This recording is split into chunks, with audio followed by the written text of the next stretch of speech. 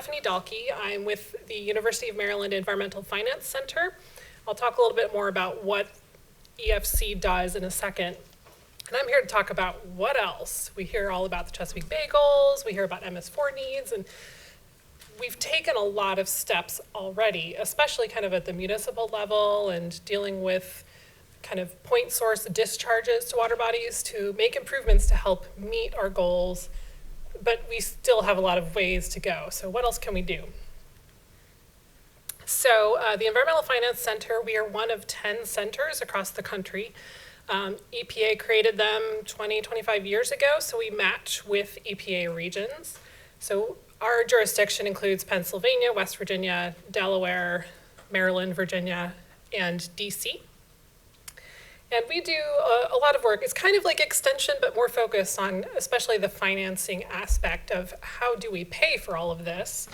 And not only how do we pay for it, but are there ways to kind of find money by better partnering or prioritizing things differently or looking for efficiencies within existing programs, working with volunteers where we can.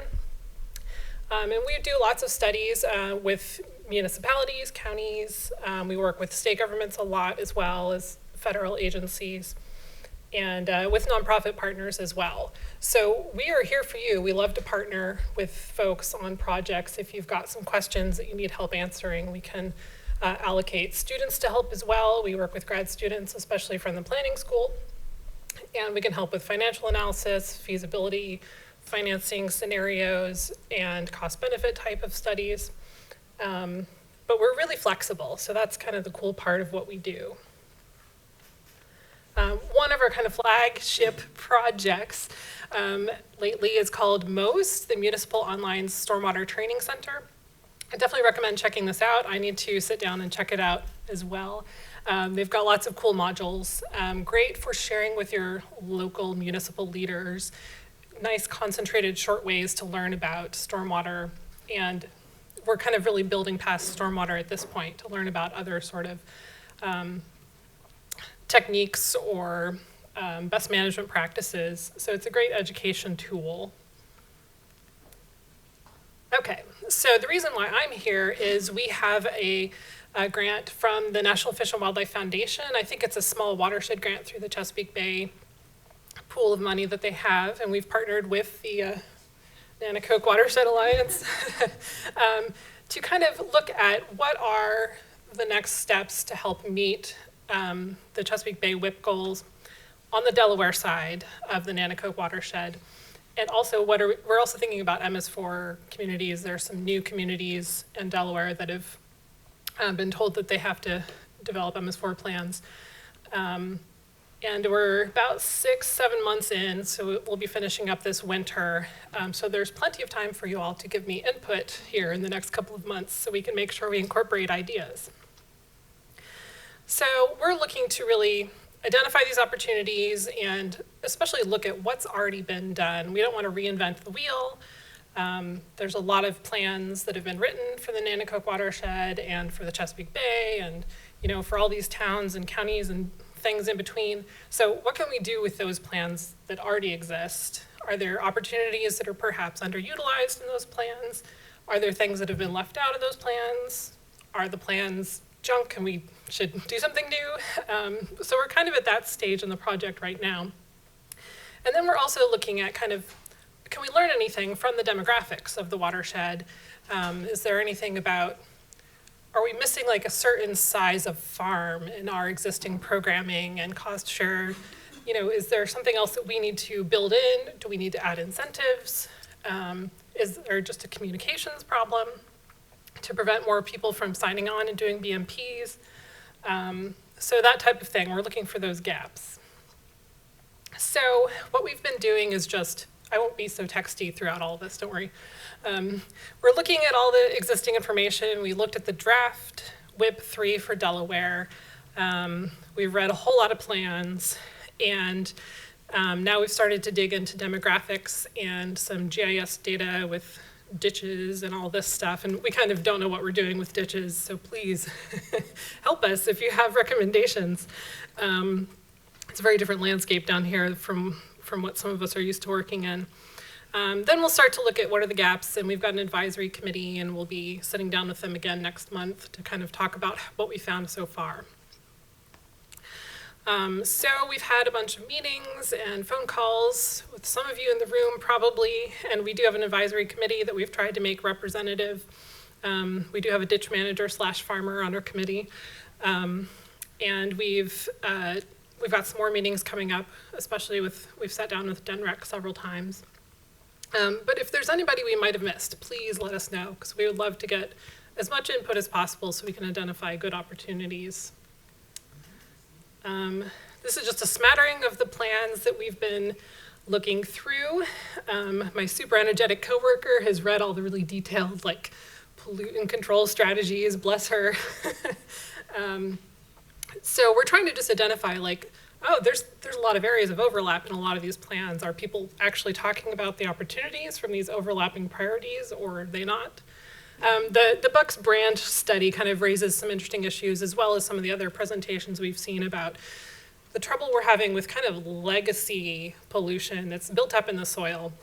So there's some interesting questions about how are we going to handle that. You know, if we've got everybody in a watershed is doing BMPs, and there's still high nitrogen or phosphorus, you know, gosh, how do we support them? Because they need to still be doing BMPs, but probably for decades. So, and then if we're getting more rain, and what's going to happen with all of these interactions? So I think there's a lot of interesting questions that have been raised in this process, and we're trying to sort it out. So just to set the stage, we've reviewed the draft WIP 3 watershed implementation plan for Delaware, and the goals for their bay targets are 1.22 billion pounds of nitrogen. I think phosphorus is doing okay. Correct me if I'm wrong. Yeah, we're pretty close on track with phosphorus.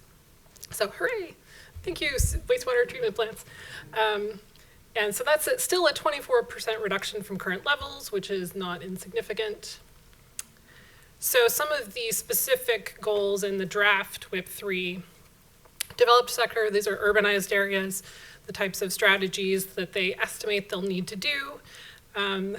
But note that there are a lot of challenges with all of these, and so that's something we're trying to get a handle on, is which one of these are realistic, which ones of these need more partnership or funding or just added staff capacity, different communication strategies. So we're trying to sort out kind of what else needs to happen to make these goals be accomplished. Natural load goals, also still some challenges. And I didn't quite note before, we're talking about regulated versus unregulated communities. Really, we're focusing more on unregulated here, because regulated generally tends to be point sources, poultry farms, things like that. They're kind of being handled pretty well. So we're thinking more about unregulated, so just farmers, not just farmers. Farmers are a big deal. Farmers and residential are a particular focus for looking for opportunities. Cover crops are obviously going to be a humongous strategy for meeting the next round of nitrogen nutrient reductions. It sounds like the state of Delaware is going to be putting a bunch of money into this, but you have to wonder, like, do they have the staff capacity as well to be able to get that money out the door, assuming they follow through with the budget appropriations and such. There are also a lot of cost share programs available that do cover crops, so we're kind of not looking too much further down the cover crop line of thinking. New MS4 communities in Delaware, in the western part of Sussex County, there are several, but I understand that they don't have plans yet. They've kind of only just started that process, so we didn't have a lot to look at yet, but we're gonna be talking more with their MS4 folks at DENREC about what they expect that to look like. I do want to point out that the Sussex County's hazard mitigation plan, it's all about stormwater. And there have already been a lot of projects accomplished, some of which we've talked about earlier today, where stormwater projects help with flood mitigation, but they also can potentially help with MS4 requirements and with nutrient reduction, things like that, sediment reduction. So I apologize for the quality of these maps. I didn't think the screen would be so large. These are just copy and pasted out of PDFs. So we have looked through, this is just a sampling of some of the things we've looked through, the water quality plans for impaired water bodies, which are most of the tributaries and the main stem, the Nanticoke. It's kind of the same set of pollution control strategies you would expect. So once we've gone beyond point sources, there's septic systems and addressing agriculture and stormwater issues. This is kind of typical. The watershed restoration plan, which is now 10 years old. I don't know, it's unclear to me how much dust this is gathering, or if it's still, if someone's driving implementation of the plan and tracking progress. If you know more about it, please let me know. But this is more of a habitat focus, an ecosystem focus. This plan, set a lot of really detailed spatial and habitat and other kinds of targets and goals. So I'm really curious to know how much of this is kind of being implemented, or if anyone's tracking it centrally. Something else we've kind of been dabbling in as we're looking around for opportunities and needs. Black duck, there's a big black duck initiative. I don't know if there's anyone here who's been working on that. I know Ducks Unlimited and NRCS are working on that. So that has to do with a lot of wetland restoration or creation, which can also help with our water quality goals. There are needs for buffer planting, and there have been some initiatives. But then there are questions about the effectiveness of buffers if we've altered the hydrology. So there's some interesting challenges there. Stream restoration and ditch stabilization projects, there's some pretty interesting opportunities there. They can be expensive, and the logistics are challenging. Permanent protection, there are some initiatives we just heard about what everyone's doing to try to get more land under permanent protection. And then we've got the residential side, which kind of gets at more of the work that Extension has been doing lately and some of our nonprofit partners. So I will call your attention to a study that EFC published a couple years ago we did with the state of Delaware, trying to identify broad financial strategies to support more water quality work in the state of Delaware. So I couldn't find it on our own website, but if you go to the Chesapeake Bay program, it's there. Our website's being redone over the next couple months, or I can email you a PDF if you're interested in taking a look. It's, about 2 years old now. So one slide I've pulled from some data Lisa crunched for us.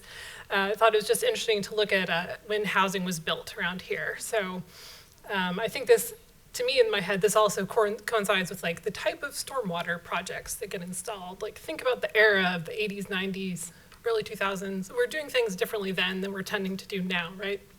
In terms of how we handle stormwater. So now we've got all these stormwater controls that have been installed and perhaps are having maintenance issues, or could be revamped in a different way to be more effective and also add habitat or do better flood control. Just throwing that out there. Another thing we've looked at is this parcel size question. We're just kind of curious. Obviously a lot of the agriculture around here, it's in cropland, it's going to be larger parcels. And that's kind of shown, there's 1,500 parcels that are over 50 acres.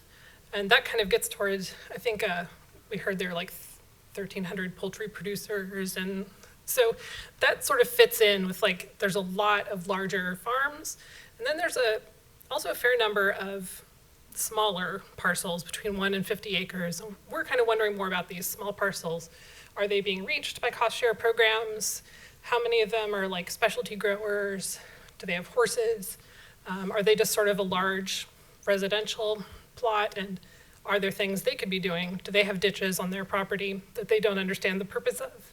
Or do they have a ditch that they try to fill in? So there's a lot of questions there we're starting to dig into.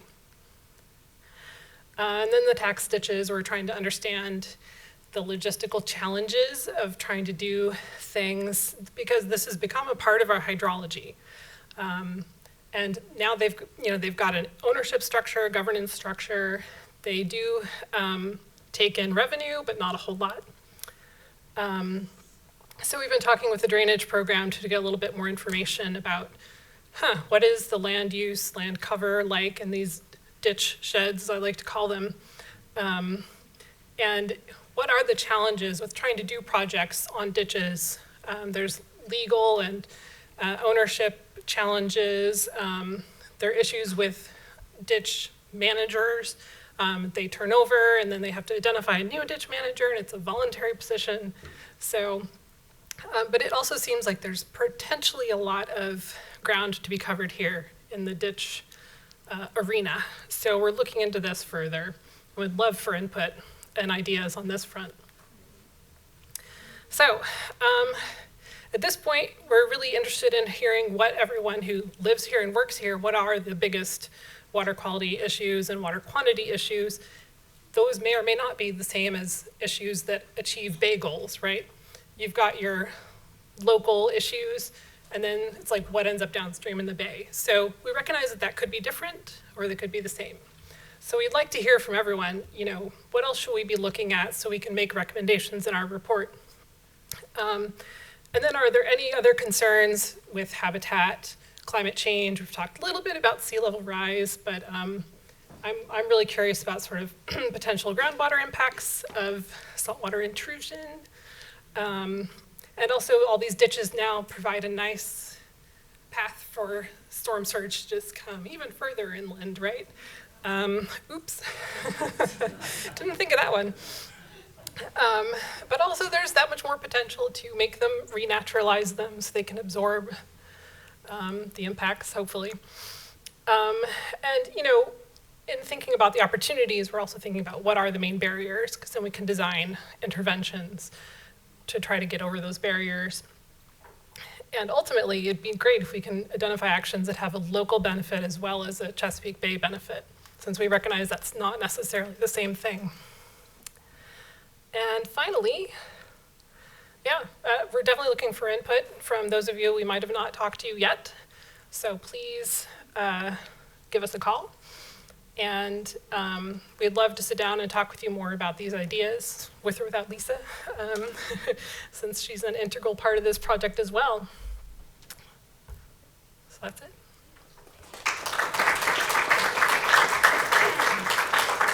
Hey, good afternoon.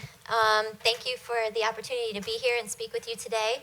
My name is AshLeigh McKinney. I'm the program manager for the Youth Conservation Corps program. It's run primarily out of Delaware State Parks, but we work with a lot of partners throughout the state of Delaware, including Sussex County, which is a big focus for this area or this conference today.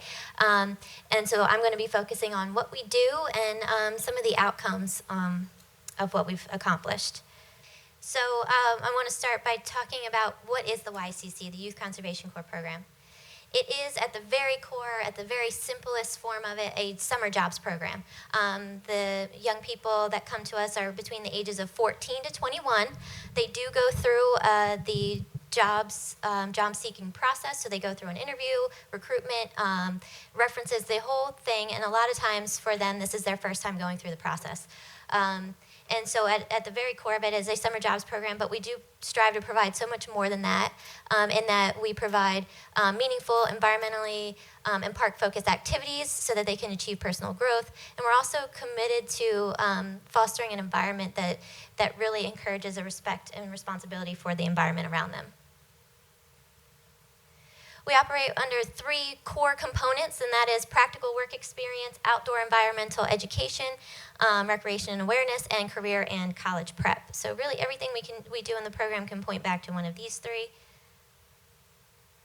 So under the work portion of it, that accounts for about 75% of the experience, and that would be projects that range anything from either like a mulching project in the park, a lot of invasives, education, identification, and removal, understanding the difference between invasive and native plants.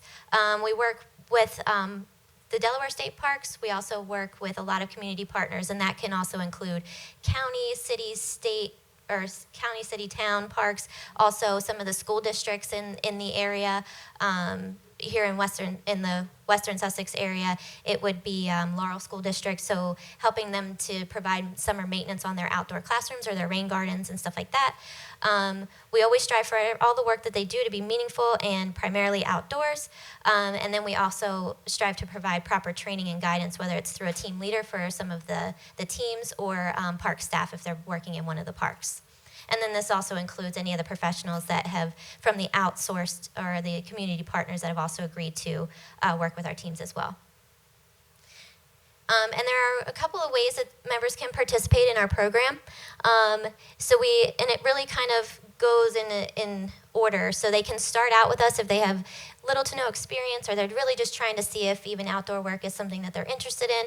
And they can start out with us at 14 to 16-year-olds in the Green Jobs, on the Green Jobs team. This is a team of 5 to 6 of members with a team leader. They stay in their region, and they do work a lot with partners because we want them to kind of get a good taste of everything that's available to them when it comes to outdoor environmental work. And then they can go to our MAVS unit, which stands for Maintenance and Visitor Service Unit. We like our acronyms in YCC. And that's really more for 16 to 21-year-olds, and that's if they have had a chance to work in the program or in the parks and they want to kind of dive a little deeper and see what's going on, and really get a more individualized experience because they stay at the one park rather than traveling. And then we have our Park Squad, which stands for Park Resource Keepers, and that's for the older group, and that's what you would consider more advanced environmental work. So they stay as a team again of 5 to 6 members with a team leader, but the work that they do is a little more involved, will be a little more intense, and we would have higher expectations for the work that they're doing. They're still learning, but there will be a more of a expectation of work there. And then, of course, there's the leadership team, which is just our team of leaders. So the 4 to 5 leaders that will go out and actually be with the teams on a daily basis, they kind of become our leadership team. So they go through an advanced 3-week leadership training prior to the start of the program, and then they spend every day with the teams as they're working throughout the summer. So then the other 25% of the experience is in education, and that is, of course, they're getting education a lot through their work and on the day-to-day basis, but this is more of that intentional, scheduled education, and that's every Monday. We bring everyone together for what we call all core days, and that's just all, this year it's 75 members, so all 75 members of the program can come together in one location. Usually that's a partner that we've worked with. For example, we just finished our day at University of Delaware Biotechnology Institute, where they spend the day there. The partner has agreed to outsource that education for us, and they get to participate in some learning and some hands-on activities as well. So that's every Monday, and each Monday the location changes and the topic changes as well. And it's a great team building opportunity too, because some of them, for the most of the summer, they spend the entire summer with their 5 members of their team, so this gives them a chance to see what the other members in the program are experiencing as well. And then we have our core values, CORPS. And again, just like the 3 core components, everything we do in the program can point back to these: conservation, observation, resources, professionalism, and service. So then we always want to measure outcomes and make sure that the program is being successful. So I just wanted to include some of those for you. The program size, this 67 members was from 2018. Like I mentioned, we're up to about 75 members now, but we've had regular growth now this is the 6th year of the program. You can see in 2014 we started out with 14 members. And the growth is really based off of member interest, partner interest, and then of course funding. The amount of funding that we can scrounge up to engage the members. But this year for 2019 we're up to 75 members, and that's a pretty decent number for us for the engaging members in the state of Delaware. We usually try to take a cumulative total of the hours that are completed. Again, this is the 2018 number, just because the program is still running, so we don't have the total number yet for 2019. But last year, members completed a total of 12,095 hours over the course of the summer, and we equate that to 6.5 full-time year-round employees within the state of Delaware on the amount of hours and work that they accomplished for us. So some of the other outcomes, 93% indicated increased confidence in the job-seeking process, through whether it's through our career day as one of our education days or just the general going through the process for the first time. We also have 97% of members indicated that they learned a new skill as a result of the program. And then we have a couple of the 4.8 out of 5 that indicates their comfort level in nature and also their knowledge of invasive plant species as a result of the program. And you might be able to see here that at the beginning it was 2.3, so it was a considerable increase due to the education and the work that they did. These numbers over here, 68% is the percent of members who indicated an interest in pursuing a career in the environmental field. So we're not focusing just on parks, we do an environmental field. That's 68%, whereas before, and you'll see the number pop up in a minute, that was 38% going into the program. So that was also a pretty considerable increase that we like to see. This bottom number here is 30% is the percentage of members in the program who are offered an opportunity, a more longer-term opportunity, whether it's in the parks or with one of our partners, as a result of the work that they've done in the program as well. So we're always looking for longer-term opportunities for them as well. So that's that 38%, and this 22 is the average number of members that we've been able to account for that have been placed in that longer-term opportunity. So then the numbers are always good, but I always like to get member feedback as well, just to make sure that, just because the numbers are good, we want to make sure they're still enjoying their experience. So I wanted to share a couple of those with you as well. I think my favorite part of this is just that this person indicated that they now do whatever they can to be more environmentally helpful, from picking up trash to taking shorter showers, and they definitely feel that the summer was well spent as a result. We also have Khadija, who indicates that there are many more opportunities available to her than before as a result of the program. And then Ryan indicates that he realized that the skills and things that he learned in the program are now applicable to his next steps in what he wants to do in the future. So how do we pay for this? These are the budgets that we operate off of for 2018 and 2019. Is a pretty significant amount to run a summer program. We do pay for this primarily through grants. At a certain point, I had 5 grants. We just piece whatever money we can scrounge together, because it comes down to the member engagement.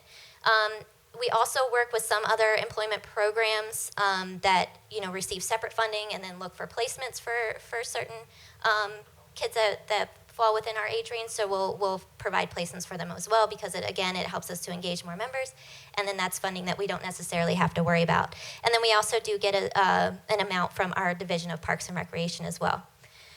So it covers. This is going to zoom in a little bit. This covers primarily member stipends. So like I said, this is a jobs program, so they are paid for their experience.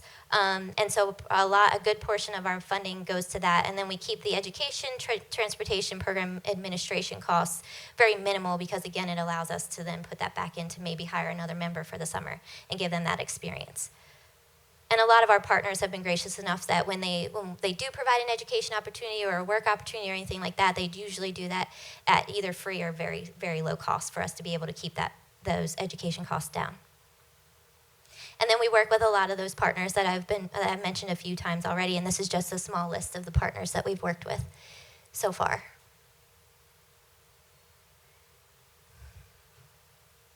And then the final piece is just, numbers and words, but it all can come down to some photos of some of the things that they've accomplished. This includes some from this year and some from last year, and I actually think that this canoe one is my favorite, just because it's a really good showing of how a work day can also count as fun and education and team building all in the same day. So I think that's one of my favorites. But you can see that some of the education, that was one of the University of Delaware days. They were doing an experiment on a strawberry. And a career day, and this was a water mitigation disaster plan that they had to make on that day at Junior Achievement. So we try to give them a pretty well-rounded experience, and hopefully that we hope that they can come away with, at the very least, knowing that they now have an interest, or they recognize their impact that they can have on the natural world around them. And that is it for me. That's my information. Thank you so much for the time. Thank you.